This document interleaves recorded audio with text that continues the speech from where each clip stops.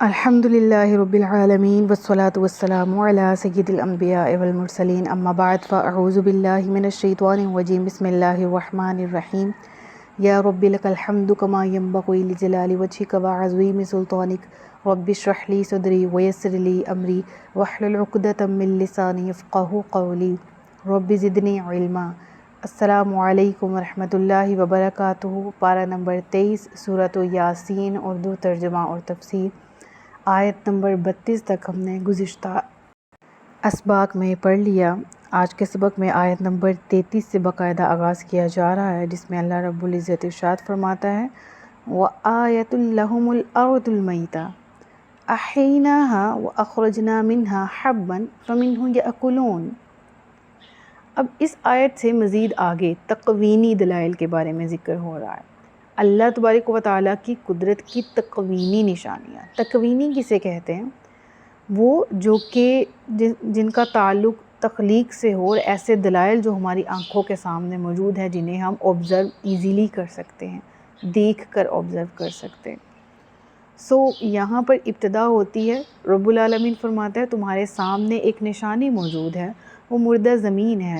تم کہتے ہو کہ کیا جب ہم گل سڑ جائیں گے، کیا جب ہم ریزہ ریزہ ہو جائیں گے، کیا مرنے کے بعد جب ہماری ہڈیاں تک بکھر جائیں گی تو ہمیں دوبارہ تخلیق ملے گی؟ یہ تو امپوسیبل سی بات ہے، ہم دوبارہ نہیں اٹھائے جائیں گے۔ تو اچھا، تم یہ عقیدہ رکھتے ہو کہ یہ امپوسیبل ہے، تو کیا تم اپنے سامنے وہ زمین نہیں دیکھتے؟ دیکھیں، بیسیکلی اس کے پیچھے کانسیپٹ کیا ہے؟ زمین، اور زمین کے اوپر جب ہم ہل جوتے ہیں اور پھر ایک وقت کے بعد کھیتی اگاتی ہے، اور اس کھیتی کو ہم اپنے ہاتھوں سے کاٹتے ہیں، پھر جو رہ جاتا ہے اس کو جلا دیا جاتا ہے اور زمین کو ہموار کر دیا جاتا ہے۔ اللہ فرماتا ہے تم چاہے جو کرو، تم اپنے ہی ہاتھوں سے لگائی گئی جو باقی کی فصل کے جو بقایا جات ہوتے ہیں ان کو آگ بھی لگا دو، چاہے تم زمین میں ہی کیوں نہ ملا دو، چاہے تم زمین ہموار کر کے ان کے نام و نشان ہی کیوں نہ مٹا دو، اللہ تبارک و تعالیٰ اسی زمین سے دوبارہ پیدا کرنے پر قادر ہے۔ بالکل اسی طرح سے وہ مٹی جس میں سے گندم یا چاول یا اناج میں سے کوئی بھی، یا پھل یا سبزی یا چارہ، کوئی بھی چیز جو زمین نے اگائی، تم نے اس سے فائدہ حاصل کیا، منفعت تمہیں عطا ہوئی، تم نے اس کو پھر زمین میں ڈال کے بقایا جات کو، زمین کو ہموار کر دیا، بقیہ کو جلا دیا۔ لیکن اللہ تمہاری ہی آنکھوں کے سامنے پانی کو نازل فرماتا ہے اور اسی مردہ زمین کو دوبارہ سے زندہ کر دیتا ہے، اسی مردہ زمین میں کونپلیں پھوٹنے لگتی ہیں اور وہ تمہارے لیے ایک دفعہ پھر سرسبز اور شاداب کر دی جاتی ہے۔ تو وہ اللہ جو یہ کرنے پر قادر ہے، وہ تمہیں جس طرح اس مٹی کو بھی دوبارہ بہار میں بدلنے میں اس کے لیے کوئی مشکل نہیں، بالکل اسی طرح سے تم بھی مٹی ہو، اور تمہیں بھی جب مٹی میں اگرچہ ملا دیا جائے گا، تم جب مٹی میں ملا دیے جاؤ گے، ریزہ ریزہ ہو جاؤ گے، وہ رب قادر ہے کہ وہ تمہیں دوبارہ سے ایک اور تخلیق دے دے بلا شبہ۔ اور یہ آیت بہت بڑی دلیل ہے مرنے کے بعد دوبارہ زندہ کیے جانے اور اٹھائے جانے پر۔ اس کے بعد رب العالمین ذکر کرتا ہے وَجَعَلْنَا فِيهَا جَنَّاتٍ مِّن نَخِيلٍ وَأَعْنَابٍ وَفَجَّرْنَا فِيهَا مِنَ الْعُيُونِ۔ اور یہی تو وہ زمین ہے، ارے تم جسے دیکھتے ہو اپنے سامنے آباد ہوتا، اس میں ہم نے تو کھجوروں اور انگوروں کے باغ بھی بنائے ہیں، اور ہم نے اس میں کچھ چشمے بہائے ہیں۔ اب یہاں پر جو ذکر ہے باغات کا، تو میرے ذہن میں ریسنٹ وزٹ آ گیا۔ I have recently visited a گاؤں، کہہ لیں کہ ایک ایسا ولیج جس میں آج کل جو ہے وہ جامن کا سیزن ہے۔ اتنے بڑے بڑے اور اونچے درخت کہ وہاں تک ہماری جہاں نظر جا رہی تھی وہ جامن کا درخت بڑا اور گھنا، وہاں تک جو ہے وہ جامن لگے ہوئے تھے، اور وہ شاخیں جھک کر اس طرح سے زمین تک آئی ہوئی تھی کہ ایک عام بندہ چلتا جاتا تو وہ اس کی دسترس میں تھا کہ وہ اپنے ہاتھ سے وہ جامن توڑ سکتا۔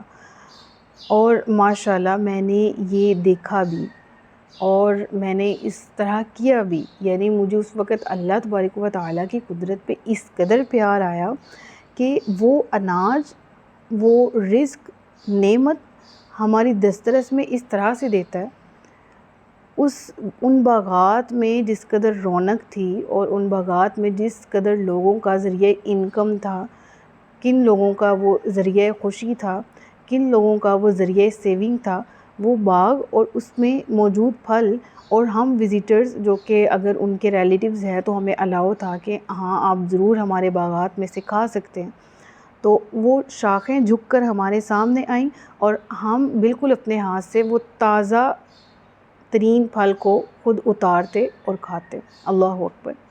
تو یہ آیت دیکھتے ہوئے اگرچہ میرا یہ ایکسپیرینس نہیں ہے کھجوروں کی اور انگوروں کی بیلوں کو اس طرح سے لائیو دیکھنے کا اور تازہ ترین دیکھنے کا، لیکن میرے ذہن میں وہ جامن کی بیلیں آ گئی۔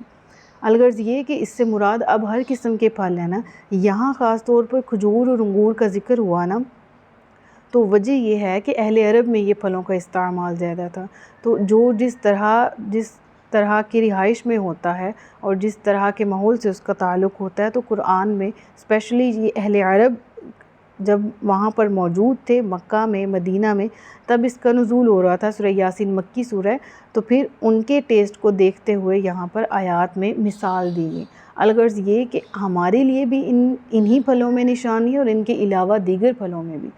وہاں پر اہل عرب تھے اور وہ صحرائی علاقہ تھا، تو جہاں جس طرح کے پھلوں کی پیداوار تھی اسی کا ذکر کیا گیا۔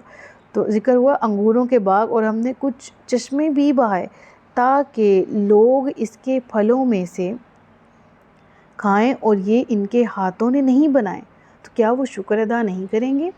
رب العالمین اپنی قدرت کے دلائل بیان کرتے فرماتا ہے کہ یہ باغات، یہ چشمے، یہ ہری بھری زمین، یہ تمہارے لیے کریٹ کی گئی، کیا تم نے خود بنائی؟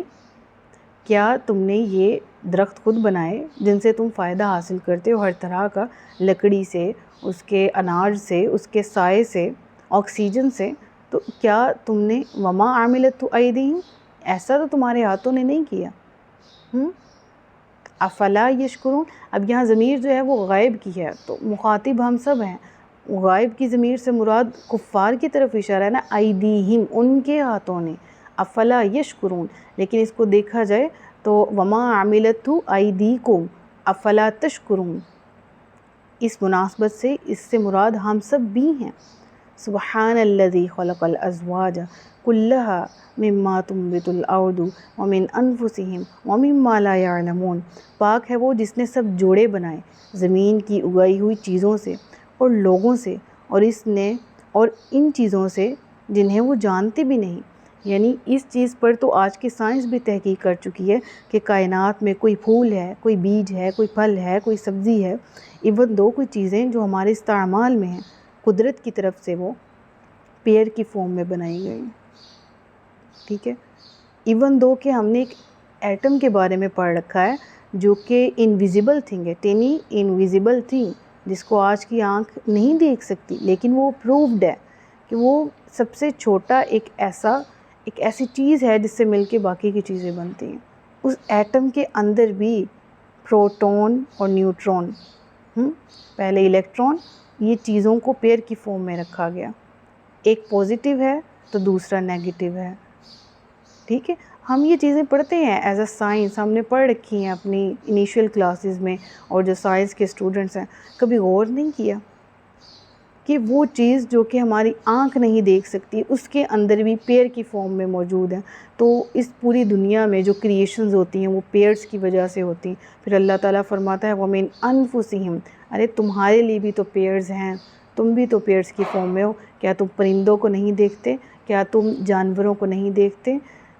کیا تم اپنی تخلیق کو نہیں دیکھتے؟ تمہیں اللہ نے بیٹے دی، بیٹیاں دی، ایک مرد ہوتا ہے، ایک عورت ہوتی ہے، ایک ماں، ایک باپ، ایک خاوند، ایک بیوی، ایک بہن، ایک بھائی۔ وَمِمَّا لَا يَعْلَمُونَ، اور یہ ہیں کہ یہ غور ہی نہیں کرتے۔ وَآیَةٌ لَهُمُ اللَّيْلُ نَسْلَخُ مِنْهُ النَّهَارَ فَإِذَا هُمْ مُظْلِمُونَ، ارے ان کے لیے تو ایک نشانی رات بھی ہے۔ نَسْلَخُ مِنْهُ النَّهَارَ، ہم کھینچ لیتے ہیں اس میں سے دن کو۔ فَإِذَا هُمْ مُظْلِمُونَ، تو جبھی وہ اندھیروں میں رہ جاتے ہیں۔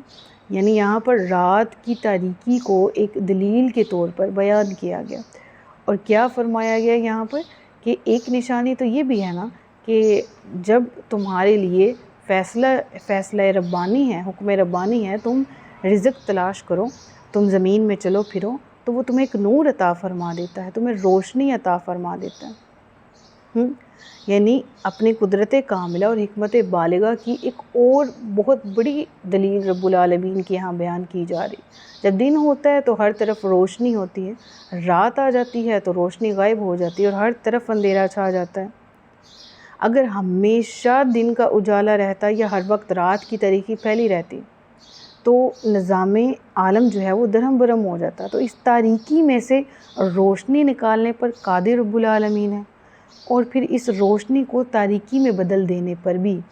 تو کائنات میں شب و روز کا جو یہ تسلسل قائم ہے، یہ بھی بہت بڑی نشانی ہے اس چیز پر غور کرنے کے لیے کہ کوئی تو ہے جو نظام ہستی چلا رہا ہے، یہ کائنات چل کیسے رہی ہے۔ تو یہ چیزیں ہمیں تدبر کرنے پر مجبور کرتی ہیں۔ اور بالکل ایسے ہوا فی الارض آیات للموقنین، ارے یقین رکھنے والوں کے لیے تو بہت سی نشانیاں ہیں زمین میں اپنے ارد گرد۔ وفی انفسکم، ارے تمہارے اپنی ذات میں موجود ہے بہت نشانیاں، کیا تم غور نہیں کرتے؟ تو یہاں سے اللہ رب العالمین کی قدرت کے کس طرح سے دلائل کا ذکر ہے اور کس قدر محبت رب العالمین سے مزید اس میں اضافہ ہو جاتا ہے ان نشانیوں کو دیکھتے ہوئے قدرت کاملہ کی۔ اور اللہ فرماتا ہے کہ جس کے پاس حقیقی آنکھ موجود ہے، ایکسیپٹنس موجود ہے، قلب سلیم موجود ہے، تو ایسے لوگ ہیں جن کو ان نشانیوں سے فائدہ ہوتا ہے، وہ ان کی معرفت سے رب العالمین کی معرفت کے درجے تک پہنچ جاتے ہیں، وہ ان کی معرفت حاصل کرتے ہیں، خود کو پہچانتے ہیں، پھر جب خود کی ذات کی پہچان ہو جائے تو وہ رب العالمین تک بھی پہنچ جاتے ہیں۔ اس کے بعد وہ آیت لہم اللیل کے بعد اگلی آیت کیا آ رہی ہے؟ والشمس تجری لمستقر لها ذالک تقدیر العزیز العلیم، اور سورج اپنے ٹھہرنے کے وقت تک چلتا رہے گا، یہ زبردست علم والے کا مقرر کیا ہے۔ اس کی دو اعتبار سے ہم سمجھ سکتے ہیں معنی۔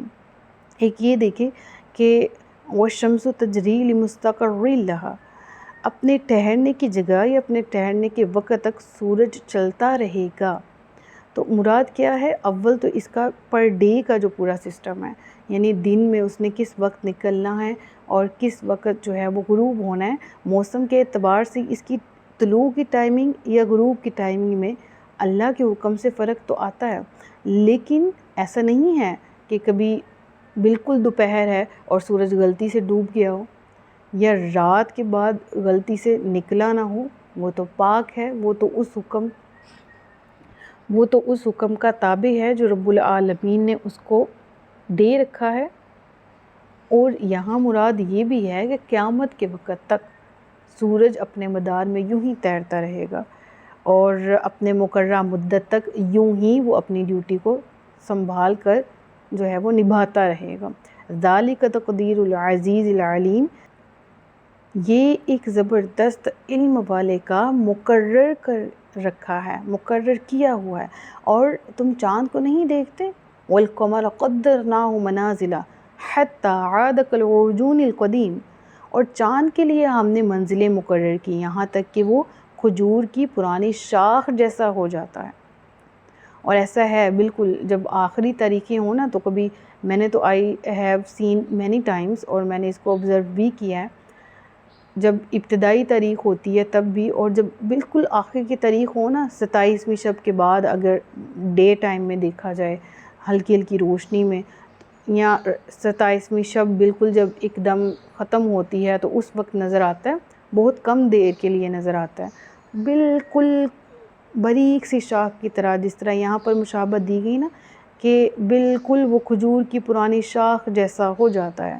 تو کھجور کی پرانی شاخ سے مراد یہاں پر اس کی باریکی کو مشابہت دینا ہے، ٹھیک ہے، بالکل جو باریک ہو جاتا ہے۔ پھر اللہ فرماتا ہے اور سورج کو لائق نہیں کہ وہ چاند کو پکڑے، اور نہ رات دن پر سبقت لے جانے والی ہے، ہر ایک اپنے دائرے میں تیر رہا ہے۔ اس کی مثال ابھی میں نے آپ کو دی سورج کی پرفارمنس سے کہ کبھی وہ اپنے وقت سے کم زیادہ نہیں ہوا، بالکل اسی طرح رب العالمین فرماتا ہے ایسا نہیں ہے کہ سورج چاند کو پا لے اور چاند سورج کو پکڑ لے. مراد کیا ہے اس سے کہ ایسا نہیں ہے کہ دن ٹائم سورج نے نکلنا تھا تو چاند نکل آیا، سورج صاحب آرام فرما رہے ہیں، ٹھیک ہے. اور ایسا بھی نہیں ہے کہ رات کے وقت چاند کے نور سے اس کائنات کو منور کیا جانا تھا تو سورج صاحب غروب نہیں ہو رہے. تو ہر کوئی اپنے دائرے میں تیر رہا ہے، ٹھیک ہے. اور یہ تمام ڈیوٹیز رب العالمین کی طرف سے ان کو عطا فرمائی گئی ہیں. کل فی فلک یسبحون، ہر کوئی اپنے دائرے میں، اپنے مدار میں تیر رہا ہے. وآیۃ لہم انا حملنا ذریتہم فی الفلک المشحون، اور ان کے لیے ایک نشانی یہ بھی ہے کہ ہم نے ان کی نسلوں کو بری ہوئی کشتی میں سوار کیا. وخلقنا لہم، اور ہم نے ان کے لیے پیدا فرمائے من مثلہ ما یرکبون، اس جیسی ہی کشتیاں جس پر وہ سوار ہوتے ہیں. ذکر ہوا کشتیوں کا، وہ کشتی جو سامان اور سواریوں سے بھری ہو. مشحون، بھری ہوئی سے مراد کیا ہے کہ تمہیں بھی لے کر وہ بھری ہوتی ہے اور تمہارے سامان کو لے کر بھی، ٹھیک ہے. تو بعض مفسرین کہتے ہیں کہ جو ابتدا ہے اس سے مراد سفینہ نوح ہے. یعنی اگر پچھلی آیت میں دیکھا جائے وآیۃ لہم انا حملنا ذریتہم فی الفلک المشحون، تو یہ فلک مشحون جو یہاں پر بھری ہوئی کشتی مراد ہے نا، تو یہ مراد جو ہے وہ حضرت نوح کی کشتی ہے. اور بعض مفسرین کہتے ہیں اس سے مراد جو ہے وہ سامان ہے اور سواریاں، یعنی کہ انسان ہی ہیں کہ تمہیں وہ کس طرح سے اٹھائے رکھتی ہے، کس طرح وہ اس عظیم سیلاب کی تند تیز موجوں اور ہولناک گردابوں سے تمہیں بچا کر لاتی ہے. پھر اللہ فرماتا ہے ہم نے تمہیں کشتیاں بنانے کا فن سکھایا، پھر ہم نے تمہیں بتایا کہ بڑے بڑے جہاز کیسے بنانے، بحری جہاز جو منوں ٹنوں وزن کا بوجھ لے کر ایک جگہ سے دوسری جگہ جاتے ہیں. تمہاری نقل و حمل کو ممکن بنایا، تمہارے سامان کی منتقلی کو، تمہاری تجارت کو ممکن بنایا سمندروں کے ذریعے. تو کیا تم غور نہیں کرتے؟ پھر ذکر ہوا اور اگر ہم چاہیں تو انہیں ڈبو دیں تو کوئی ان کی فریاد کو پہنچنے والا نہ ہو، اور نہ انہیں بچایا جائے مگر ہماری طرف سے رحمت اور ایک وقت تک فائدہ اٹھانے کی مہلت ہو. اللہ اکبر. اور جب ان سے فرمایا جاتا ہے کہ ڈرو اس سے جو تمہارے سامنے ہے اور جو تمہارے پیچھے آنے والا ہے، اس امید پر کہ تم پر رحم کیا جائے. سامنے کیا ہے، آنے والا کیا ہے اور گزر چکا کیا ہے.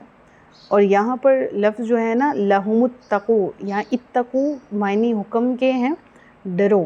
بعض مفسرین کہتے ہیں یہاں پر ڈرنے سے مراد سوچنے اور تدبر کرنے کا ذکر ہے، عبرت حاصل کرنے کے معنی میں یہاں پر یہ لفظ آیا. اور تمہاری نگاہوں کے سامنے سے مراد آیات آفاقیہ ہیں جنہیں اعلیٰ الہ کہا جاتا ہے، اور پیچھے سے مراد نسل انسانی کی پرانی تاریخ ہے جنہیں ایام اللہ کہا جاتا ہے، جس سے پچھلی قوموں کی تواریخ کو شاہ ولی اللہ نے قرآنی علوم کو 5 میں ڈیوائیڈ کیا ہے نا. 5 طرح کے علم ہیں جو قرآن میں ذکر ہیں. تو جو ایام اللہ اور اعلیٰ الہ ہیں اس کا ذکر سورہ یاسین کی اس آیت میں ہے، جو تمہارے سامنے موجود ہے، تمہارے اپنے حالات اور تمہاری پہلی قوموں کے حالات، ان دونوں پر تم غور کرو، ٹھیک ہے. اور پھر ذکر ہوا وَمَا تَأْتِيهِم مِّنْ آیَةٍ مِّنْ آیَاتِ رَبِّهِمْ إِلَّا كَانُوا عَنْهَا مُعْرِضِينَ. اور جب کبھی ان کے پاس رب کی نشانیوں میں سے کوئی نشانی آتی ہے تو کیا کرتے ہیں، روش کیا ہے، اس سے منہ پھیر لیتے ہیں. اور جب ان سے فرمایا جائے کہ اللہ کے دیے میں سے کچھ اس راہ میں خرچ کرو تو کافر مسلمانوں سے کہتے ہیں کیا ہم اسے کھلائیں جسے اللہ چاہتا تو کھلا دیتا، تم تو کھلی گمراہی میں ہی ہو. یہاں مراد کیا ہے کہ بے مروتی پہلے دور میں بھی تھی اور آج کے دور میں بھی ہے، اور اب تو عروج پہ ہے.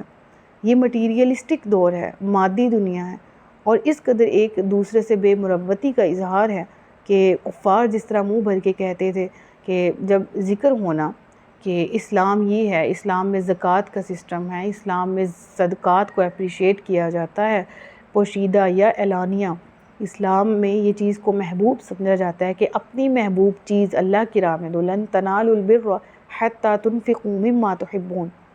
تو سن کے بطور استہزاء کہتے کہ یہ کیسے ممکن ہے، ہم یہ کیوں کریں، ہم کسی کو کیوں دیں، اگر اللہ چاہتا تو خود دے دیتا.